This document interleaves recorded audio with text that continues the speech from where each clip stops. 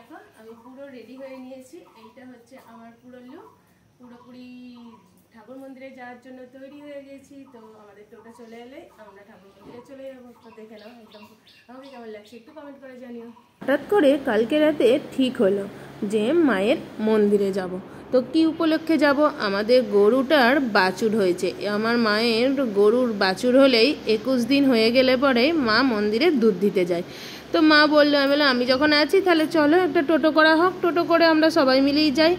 এমনিতেও বাসে যেতে গেলে একই ব্যাপার পড়বে। তো ব্যাস টোটো করে টোটো করা রেডি হয়ে গেল।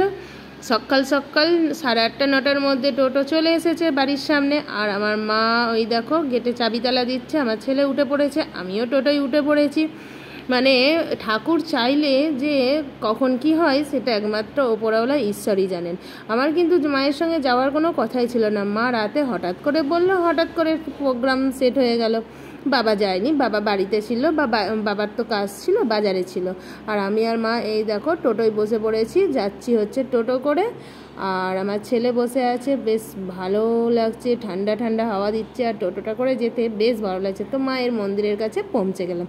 এটা হলো সারগড়ের তলার শীতলা মা। আমরা যে আমার মামার বাড়ির পুজোর সময় যে মেলা হয়, সেই মেলা এই পুজো উপলক্ষেই হয়, তখন প্রতিমা থাকে। এই যে শীতলা মায়ের কাছে পুজো হচ্ছে, এটা হচ্ছে আদি শীতলা মা। আর ওইখানে যেটা আমাদের মায়ের মানে মূর্তি করে পুজো হয়, সেটা ওই বছরে একবারই হয় পুজোটা।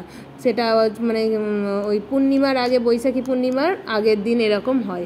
কতজন ঢিল বেঁধে আসে গাছে নিজের মনস্কামনা পূর্ণ করার জন্য। আবার সত্যি সত্যি মা খুব সহায় হয়। মাকে মন প্রাণ ভরে ডাকলে মা সব কথা শোনে। এই দেখো এইটা হচ্ছে এইখানে মূর্তি করে পুজো হয় মায়ের, খুব ধুমধাম হয়। সেই সময় তো মানে মোটেই ঢোকা যায় না, হেঁটে হেঁটে আসতে হয়, টোটো ঢুকতেই দেয় না।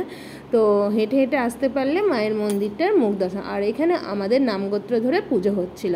তো মায়ের মন্দিরটাকে দেখো কি সুন্দর দেখতে লাগছে। এইখানে কিন্তু একসঙ্গে কতগুলো গাছ রয়েছে মানে বোঝা যাবে না, মানে কে কার শিকড়ের সঙ্গে কে কার গাছের সঙ্গে আটকে রয়েছে বোঝা বড় চাপ।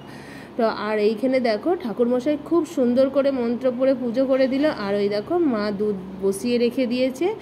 আর এখানে পুজো করছে গোপাল ঠাকুর আছে, গোপাল ঠাকুরকে নিয়ে এসে দেখছি দুটো ছোট্ট ছোট্ট গোপাল ঠাকুর সিংহাসনে বসানো আছে, খুব ভালো লাগছে দেখতে।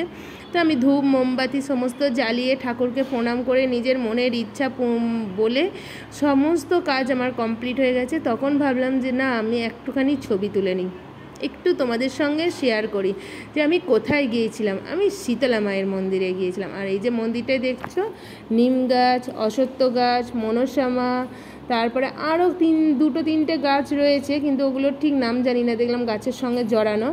আর তারপরেই ভাবলাম মায়ের কাছে যখন এসেছি, মায়ের মন্দিরের বেদিতে একটুখানি বসবো না, তাই কখনো হয়?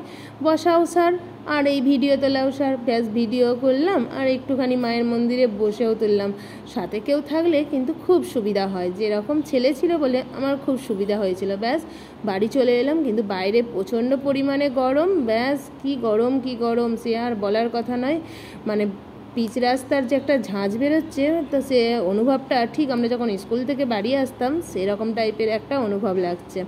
মাকে তাই বলছিলাম, এই রাস্তাটাই আমরা স্কুল থেকে সাইকেল চালিয়ে বাড়ি আসতাম, এখন আমি টোটো করে যেতে পারছি না। আমার কি অবস্থা মা, এখন একটু গরম করলে কি গরম করতে থাকি মা।